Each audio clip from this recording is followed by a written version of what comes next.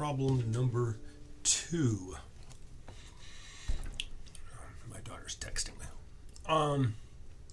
We got this screw that's trying to move this wedge B to lift up wedge A and block E. The screw has a pitch of 10 millimeters and a mean diameter of 30 millimeters. The thread coefficient of friction is 0.25.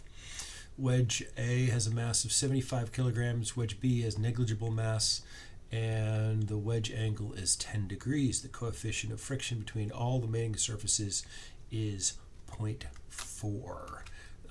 The friction at ball joint D is negligible, and I can't spell negligible, by the way. Every time I spell it wrong every time. I leave out the second G. Yeah. Anyway, we want to see what the torque is to lift up a mass of 25 kilograms. So let us proceed here. I think the way to go is to just start doing FBDs, and here's sort of a ridiculous FBD. I don't know. Well, I'll draw those two things together. There's no reason to do this, but anyway, let's do this guy right here, an FBD.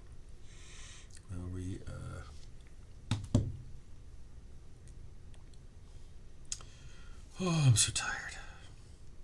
This semester's been very, very long. I know you guys feel the same way, right? Not the best of conditions to take statics. It's a hard professor. Makes you do a lot of work. Irritating, I know. All right, so here's the we call this, I don't know what to call it. I'm going to call this surface 1, this surface 2, and this surface 3. I don't like using the what do you call it? The subscript is that much. So this is FN1 and this is FN2. And let's see, the wedge is going that way, so it is going a friction. It's putting friction onto that way. Okay. So there is F2, and it's lifting up, right? So it doesn't want to go up. F. Oh, it looks like an S. I really did a very silly F1. Okay. And let's draw these two things on here. Boom. Boom. Didn't make it look exactly like the other thing did, but here's weight E, and here's weight A.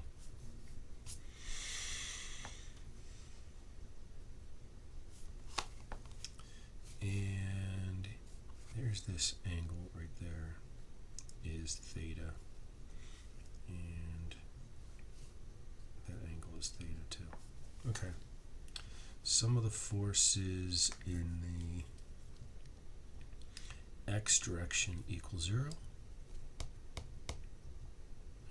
Don't matter. I don't think it matters. I don't think so. So in the x direction we have Fn1, and we have a minus Ff2 times the cosine of theta, and a minus Fn2 times the sine of theta equals 0. We also know that Fn2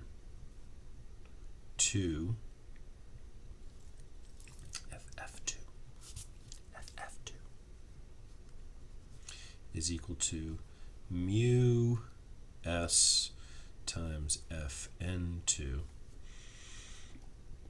which is 0.4 Fn2. So we can stick that back into here.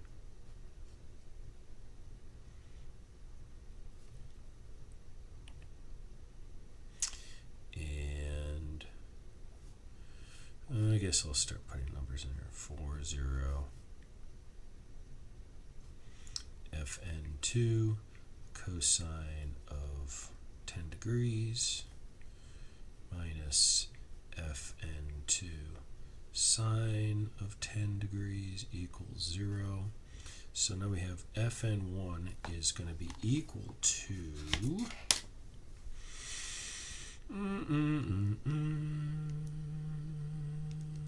cosine times, and then sine times, there you go, 0.5676 Fn2.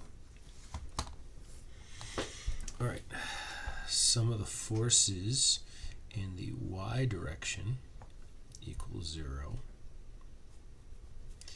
And we have coming downwards 25, 9.81, 75, 9.81.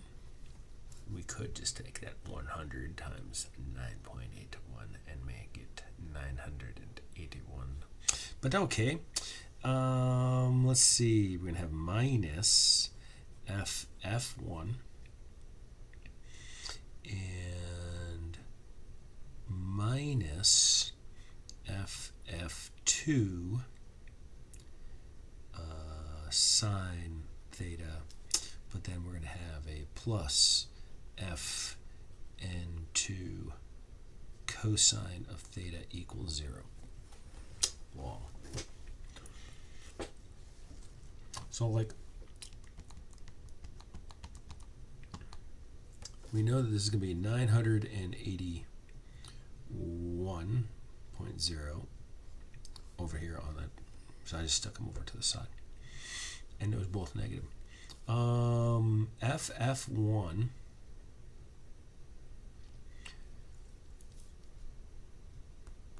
I just messed something up here, right?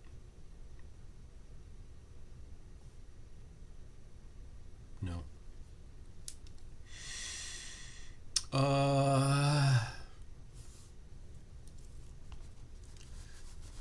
I'll write them in between here. FF1 is equal to I'm so tired. Mu SFN1 or 0.40 Fn1, right? So let's put this all into here. 981.0 is equal to negative 0.40 Fn1. So I don't actually need that. So let me go ahead and also put this guy in here. 0.5676 Fn2, right? So I replaced this thing with this and that. I could even write it here.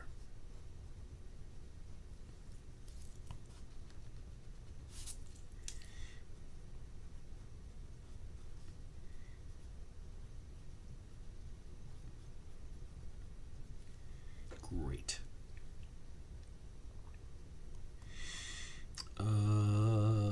Okay, then minus FF2, which we already said was 0.4 Fn2. Right, okay, but times the sine of 10 degrees plus Fn2 cosine 10 equals 0. And we could find out what Fn2 is going to be. A little weird. I'm a little worried about that being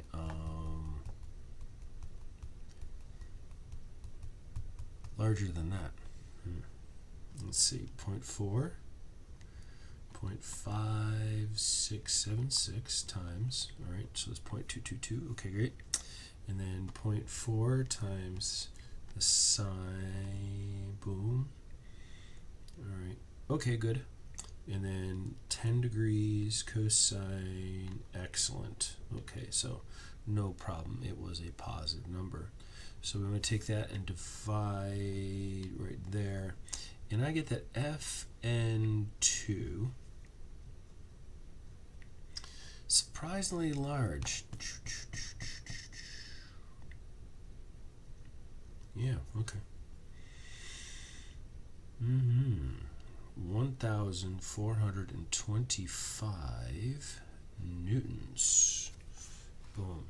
And from this, we can get the FF2 from up here, right? 0.4, 1425 equals 0.4 times 570. 0 newtons. All right. And then we got to do an FBD of this wedge right here. So we do the FBD.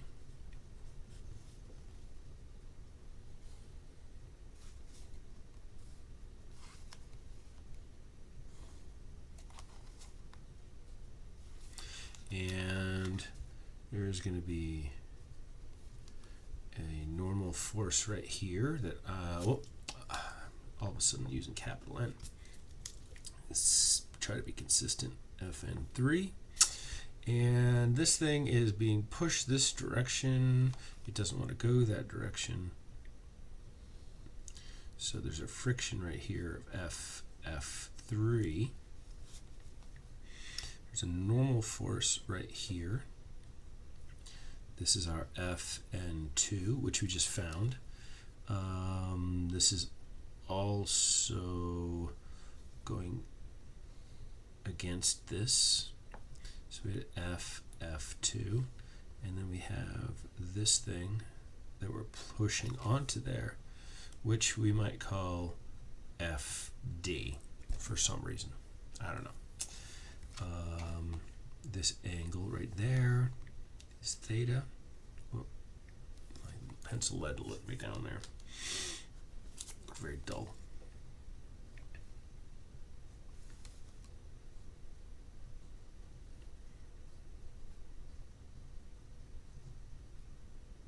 So, okay. And we know that this right here is also theta, right in there.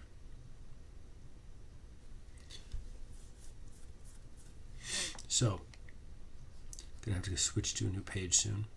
Some of the forces in the y direction equal to 0, and we have that Fn3 minus Fn2 times cosine of theta, but interesting enough, it's plus F2 sine of theta equals 0. Fn3 is going to be 1,425 times the cosine of 10 degrees minus 570 times the sine of 10 degrees. So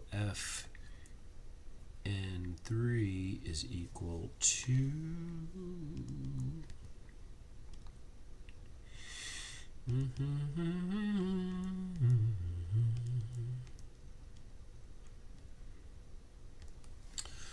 1,300. Nope.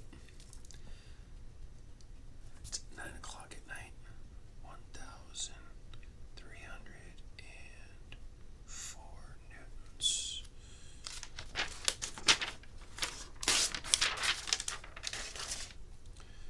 Page 4, problem 2 continued.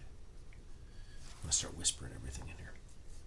Okay, some of the forces in the x direction equal to 0.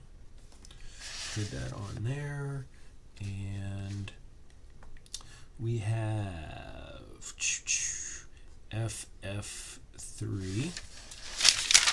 Let's take, oops. Don't drop the ruler, man. Okay, FF3 positive. We're gonna have a, ooh, excuse me, that was gross.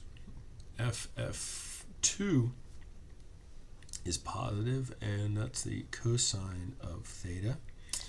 Looks like FN2 is also positive. And it's times the sine of theta minus FD equals 0. So let's see, FD is going to be equal to, oh boy, it's still, come on, don't close out. I should also, I can get that FF3 is equal to 0.41304 times, so that's 521.7 newtons. So FD is 521.7 plus FF2 is 570 times the cosine of 10 degrees plus FN2, which we found was 1,425, times the sine of 10 degrees.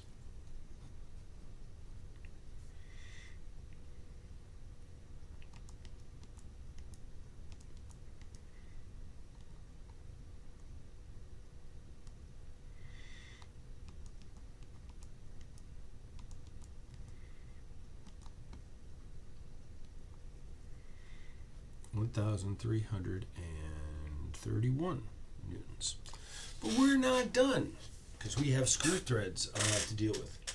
And I'm trying to decide whether I just want to use the stuff that I gave you, or try to use the stuff that Norton, this is not Norton, that's the name of another book, sorry. Square threads, and they're talking about square threads, and I just decided to use the stuff that I have in my notes that I gave you, and I'm trying to find that now. So from my notes, I'm telling you, when you're trying to lift something with the threads, what you want to do is to use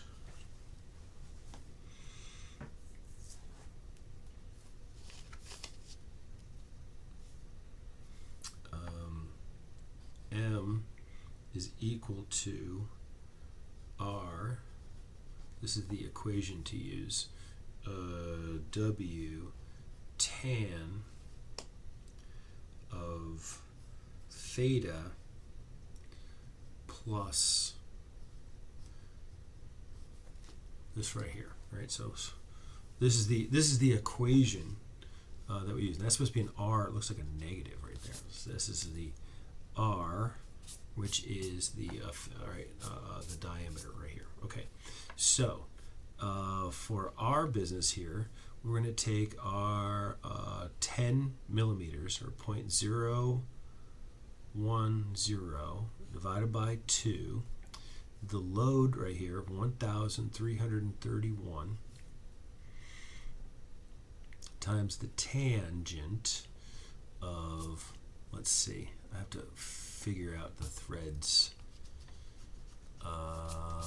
It's a pitch of 10.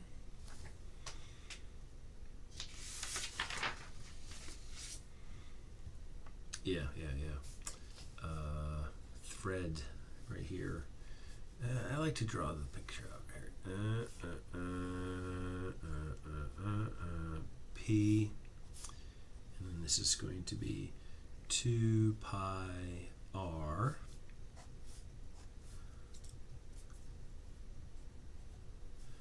and that comes comes out to, let me see here, calling it a lead right in there, but it's the same thing.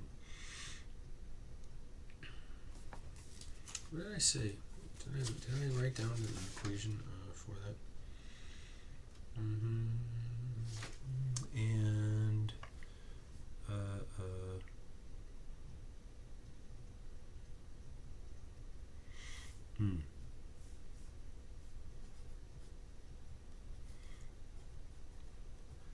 the inverse tan of mu s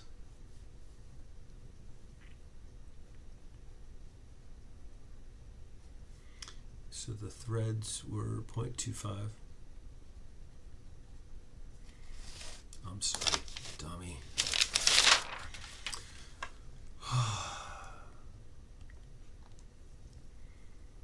So it's 14.034 degrees.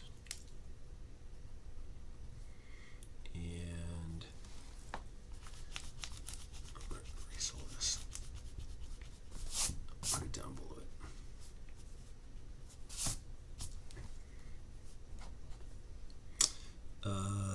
The theta right here is going to be equal to, let's see, this is 10 millimeters, and this is 2 pi's, but we're going to go pi times 30. So this is going to be the inverse tan of rise over run, or 10 over pi 30. I think that's right. 10, 30 divided pi divided a tan. We get 6.057 degrees. So if we plug this stuff in here, that MC is going to be 0.01 divided by 2. That's going to be the radius here. The force that we're applying is 1,331. The tangent of, I'll do this in the correct order, 6.057 plus 14.04. MC is going to be, we add those together, take the tangent of it, 1,331, boom, multiply it, could have done that, 0.01 times 2 divided, and I say 2.434 Newton meters is the answer. Woo, that was a long problem. Didn't mean to make it that long. Seemed like a pretty good one when I looked at it. I was like, yeah, it's a pretty good problem, but it's longer than I expected. Let's see how long that video went. Woo, 23 minutes. It's a long one. Well, I hope learning took place. That's what I hope for.